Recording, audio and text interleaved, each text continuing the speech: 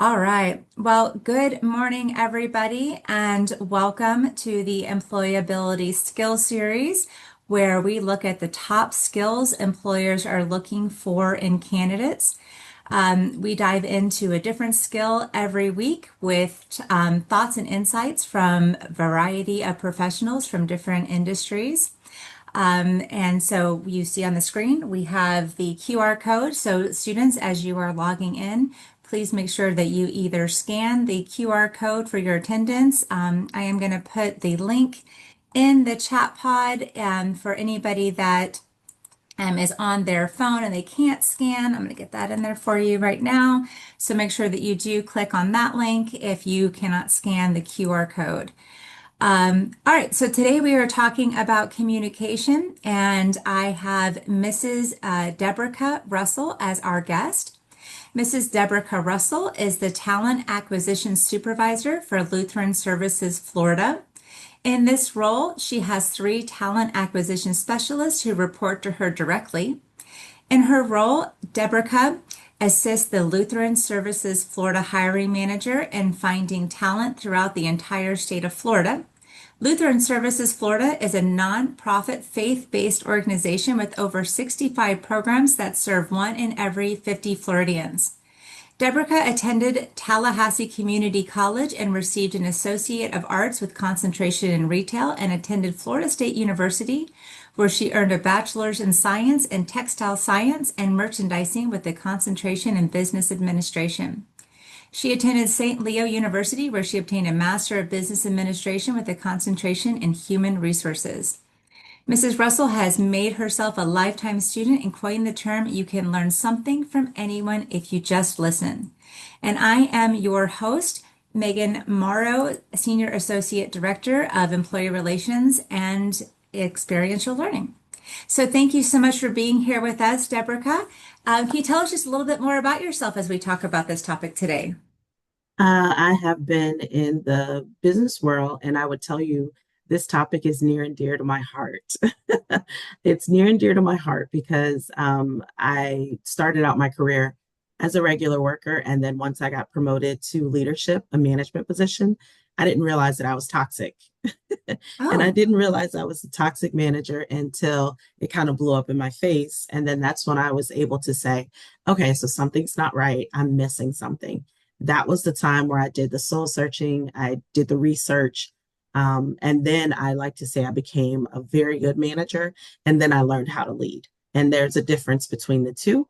And all of it centers around how you communicate with people.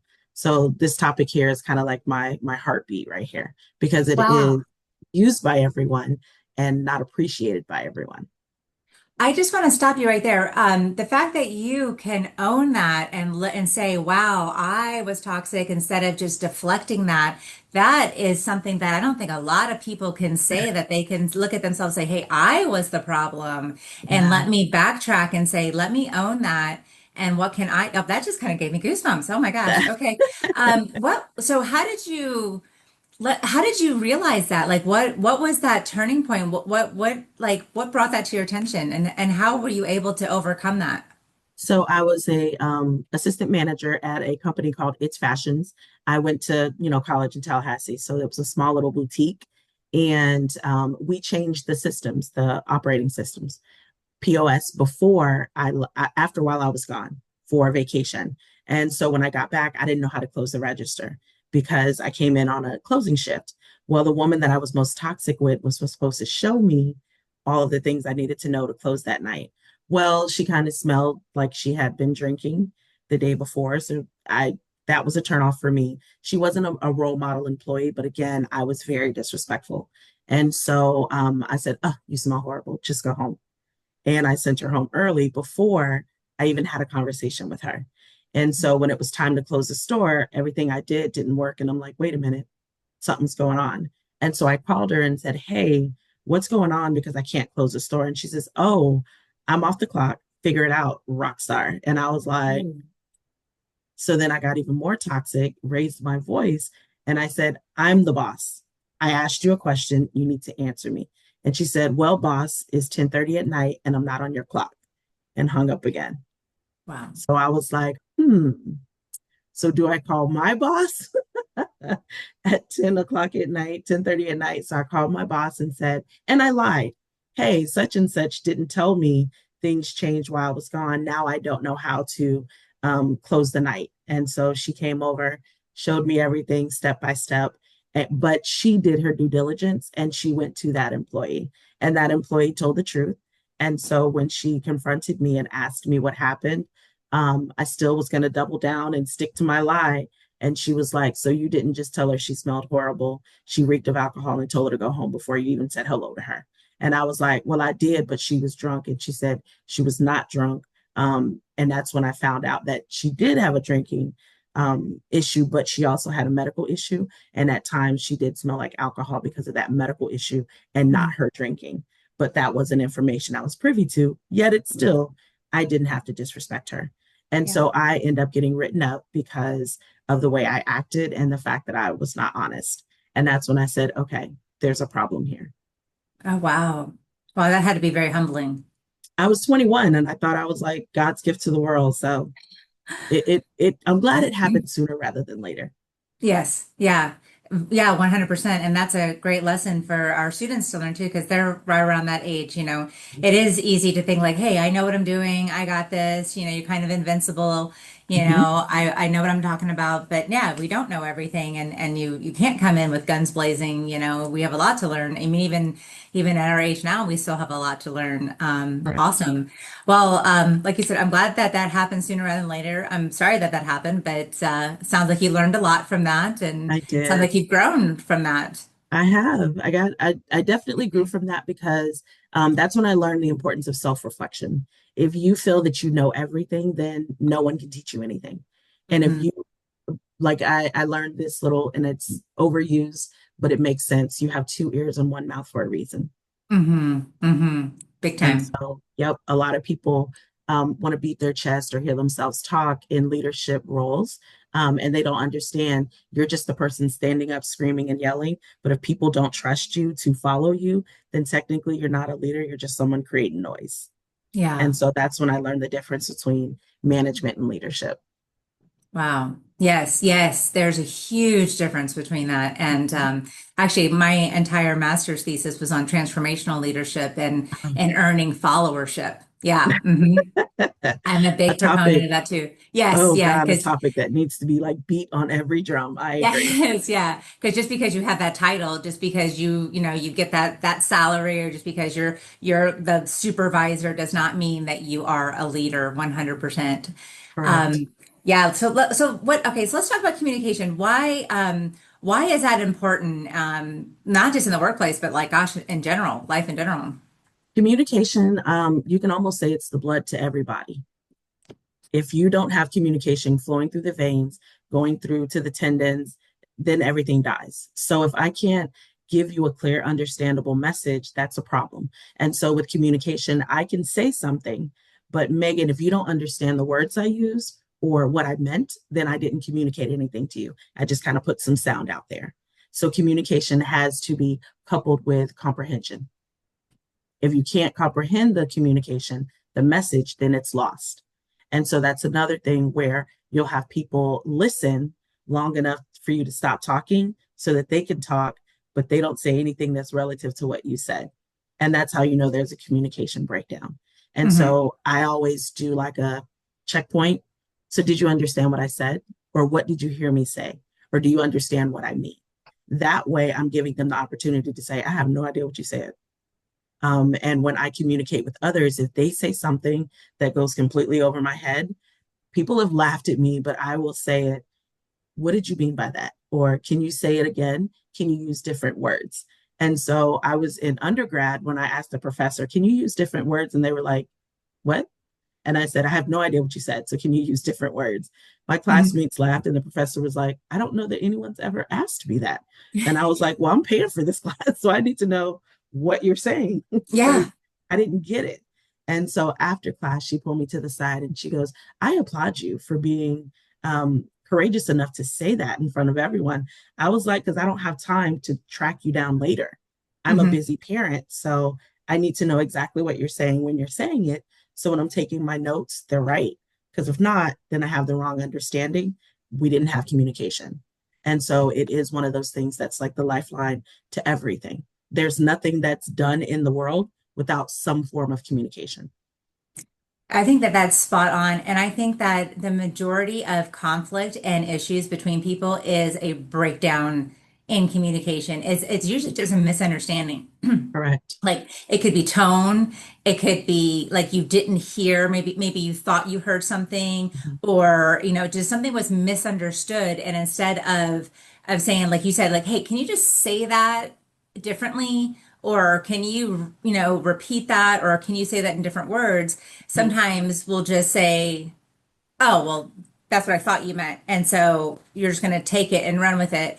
Like, I mean, like I'm thinking right now, like there was a miscommunication just in my neighborhood just over the weekend, and somebody got very upset with me. And instead of letting me like explain, she just kind of took off. And it's been on my heart heavy. Like I want Mhm. to like explain, like, no, you misunderstood, but I haven't had a chance. And I've been like actively looking for this neighbor over the Mhm. past couple of days. I'm like, I want to explain this to you because it was like, that's not what I said. And she's very upset with me. And so, yeah, because it could, like, that's not who I am. And this, perception and like, no, we're neighbors. We need to hash this out because that's not what I said. And now there's a conflict. So, big time. It could just be a tone. It could just be a word. It could just be like, you were in a bad mood or I Mhm. was in a bad mood and I said it the Yeah. wrong way. But I like how you said that. Can you just say it in another way and help me understand? Another thing about communication, I always tell people if you're talking too long, call that person's name. I say this when I'm interview coaching for college students and professionals because we naturally have a squirrel that runs across our face, everybody. Or maybe it's a chicken or it's a goat, whatever. Something's going to run across your mind and you're going to stop listening, stop paying attention because you've tuned them out. So you're hungry, your cell phone rang. What am I cooking for dinner? But if I Mm, call your name, you're like, oh, got to pay attention again. And that yeah. gets click that listening ear back on, but also that mental comprehension. And so a lot of people don't do that enough. And that's another way communication gets lost because the person is looking at you, they're Hmm. nodding their head, and they've already spaced out and went somewhere else. So I always tell people if you're talking longer than 30 seconds, you understand what I'm saying, Megan? And then that recalling of the name, asking them a question makes them say, no, what do you mean? Because if they missed it, that gives them a free space to say that versus Hmm. saying, oh, yeah, I got it. Nope, just be honest with it. But can I make a suggestion? So, with your neighbor, if they keep intentionally missing you, I would say just write a letter and put it on the doorstep. That way they won't miss that. You see Hmm. that. And then that way, at least you communicated it without any tone, any inference, and you were able to be intentional with your words. And then that Hmm. way, when they read it, they should be able to read the tone with the words that you chose. I like that. Yeah, because it's really heavy on my heart. Like, no, no, no. Like, we need to talk. I agree. Yeah, yeah. So let me ask you this, Deborah. Can you think of a time where, like maybe where somebody, like either you or maybe somebody on your team who didn't communicate effectively, and maybe how that kind of negatively impacted you or your team? So I was coaching one of my reports, my direct report, and he is not the best at getting things done as far as follow up is concerned. So he'll say, "Yeah, I did it," and then of course, me being the leader, I have to spot check because everything ultimately falls to me. And so I started noticing he would say he did something, but in actuality, he started and not completed, or say he was going to start it another day if I followed up and say, hey, you told me you did this Monday. Oh, no, I was going to do it on Tuesday. So the ruler and the measurement continuously moved. So I said, okay, so we have a problem with the truth. Because if you said you did it, then you did it. If you started it, then you started it. If you did nothing, you did nothing. And so I had to, when in our coaching sessions, I would go, so did you complete this? Yes or no? Which wouldn't give him the ability to ramble off for 2 or 3 minutes instead of saying yes or no. Hmm. And so I had to adjust my communication style because he would tell me he had done something.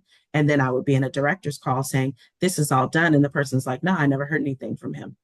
Oh. Oh, okay. All right. Well, he told me he did it. Let me circle back with him. And so after it happened twice, I was like, nope, we got to change that communication style because he's not efficiently hearing what I'm asking. So I need to ask shorter questions, more targeted questions, and only give him yes and no as an option. I see. Because that was putting you in an awkward situation because you're reporting on what you thought was the truth. And then so Correct. it's putting you in an awkward situation with your higher ups. Yeah, I can see how that could be And it would be like uncomfortable for you. 20, 25 directors, program directors, Yeah. C-suite, and they're like, and I'm like, nope, won't catch me again. Nope, nope, nope, we're not doing this. Oh gosh. So when you circled back with him and you had to change the way that you guys communicated, did you address that with him or did you just change the way that you just asked your questions? So I am a type A personality and I am a straight shooter. So I addressed, hey, um, you told me you did something, and in actuality, you didn't. And so to anyone else, that would look like a lie. And I only deal in the truth space. So moving forward, if you did not do it, that is the answer I expect. If you did do it, that is the answer I expect. Don't give me an approximate, a possibly, a maybe, if you did not actually complete the task. And so that is where he said, oh, I didn't mean to lie to you. So I let him finish and I said, so you do understand that using the word but negates the first part of your statement, correct? And he goes, but that's not what I meant. And so I just smiled again and he's like, why are you making this difficult? And I said, I'm not making this difficult. What I want you to understand is you have to use the words that you need to use when you're communicating a message to someone, or else it's not the truth. And so that is something he struggled in probably for 4 or 5 months, just being factual with the things that he did or did not do. And so, also to assist, I started recording our one on ones because I would have a conversation an hour and I'd say, do you understand what I'm saying? And he'd say, yes. And then the next follow up, he'd say, you didn't tell me that. I Oh, did tell you that. No, I don't remember hearing that. So let's go ahead and remove that barrier and just record every session. And then that okay. way you have the capability to go back and listen when you're doing your checklist of things that you need to get done or things that you didn't get done and you want to work on. Okay. Okay. That So would I really do help have it. these free hairs from him. He gave me a gift for free. I'm not sure if I like it, but hey, I'll be, I'll I be had them too. I transparent on named them that. after my students and my children. So yeah. Yep. But I do like, it sounds like you didn't put him, like paint him in a corner and say, why did you lie to me?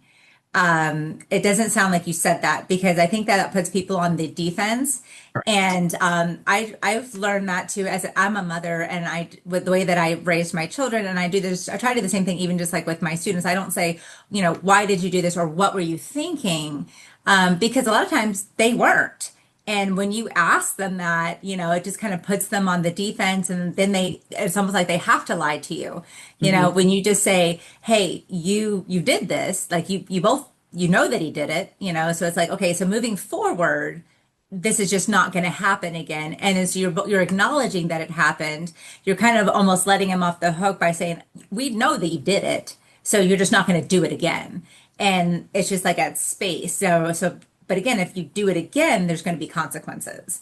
So what And I did okay, was in undergrad, I was a young mom. So I took several communication courses, family and marriage therapy, all of that. Because I was like, if I'm going to be a young mom, if I'm going to be a statistic, I want to choose which kind of statistic I'm going to be. So I did like all the research on communication so that I wouldn't mess up my kid. Like I only get one kid, don't want to blow this.